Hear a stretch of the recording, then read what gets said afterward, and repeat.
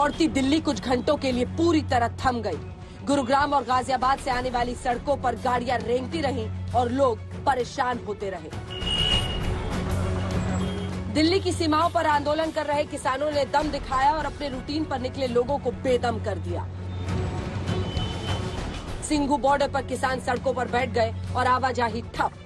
Ghazipur border भी ठप। Ghazipur border पर राकेश टिकैत खुद लंगर बनाने में जुट गए। कभी आलू काटा तो कभी पूरियां तली और लोगों की परेशानी को नजरअंदाज करके सियासी तड़का लगाते रहे। बंद क्या देश में पहले नहीं हुई क्या कभी? उनसे पूछो न, जिनकी आज सरकार है, कि वे जब बंद करते थे तो उससे क्या फायदा होता था। हमने तो उन्हीं से सीखा कि भारत बंद भी होता है, मगर भाई भारत बंद होता है तो उसे भी करके देख लो, हो सके कि उससे कोई रास्ता निकल जाए। किसानों के भारत बंद को लेकर दिल्ली पुलिस चौकन्नी थी। 26 जनवरी जैसी घटना फिर न हो, इसके लिए लाल किले के लिए जाने वाले रास्ते बंद कर दिए गए। उधर जंतर मंतर पर किसान आंदोलन के समर्थन में मजदूर संगठनों ने प्रदर्शन किया। मोदी सरकार ये संपूर्ण रूप में किसान विरोधी है। किसान को वो बदला लेना चाहता है, किसान को हरा के किसान भाग जाए, यही उसका मकसद है, साजिश है। मगर किसान ने बता दिया हम अपना मांग में मिलना बिना हम जाएंगे नहीं। सिर्फ दिल्ली नहीं, देश के अलग अलग हिस्से से किसानों के भारत बंद की तस्वीरें आई। पंजाब और हरियाणा में भारत बंद के नाम पर जोर जबरदस्ती करने की तस्वीरें सामने आई। कहीं दुकान और बाजार बंद करवा दिए गए तो कहीं सरकारी दफ्तरों में कामकाज ठप करवा दिया गया।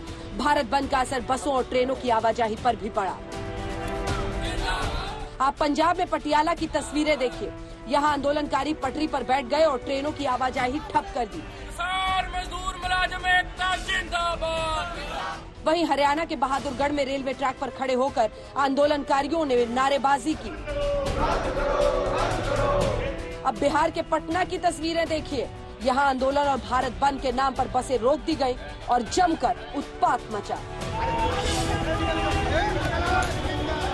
किसान आंदोलन के नाम पर जमकर उपद्रव भी और जोरदार सियासत भी हुई। देश की 12 विपक्षी पार्टियां किसानों के कंधे पर बंदूक रखकर गोलियां दागती रही।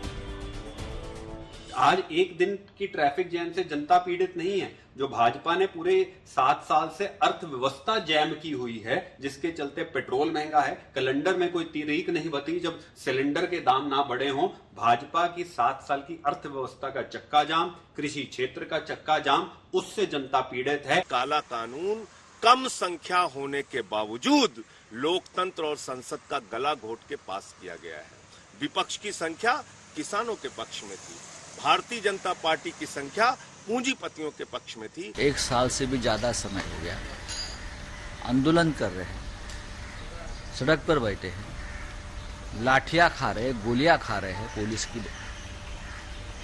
ये किसानों का बंद है। बेरोजगारी है, लोग घर में ही बैठे हैं सरकार की कृपा से, तो बंद तो चालू ही है। इसमें किसानों ने भी बंद का ऐलान किया है, हम मन से उनके साथ हैं। बंदी इसलिए है 10वां महीना बीत गया, आपके कान पे जू नहीं रेंग रही। लोग अपना खेत खलिहान छोड़ करके दिल्ली की सरहदों पर बैठे हुए हैं, आपके कान पे जू नहीं रेंग रही।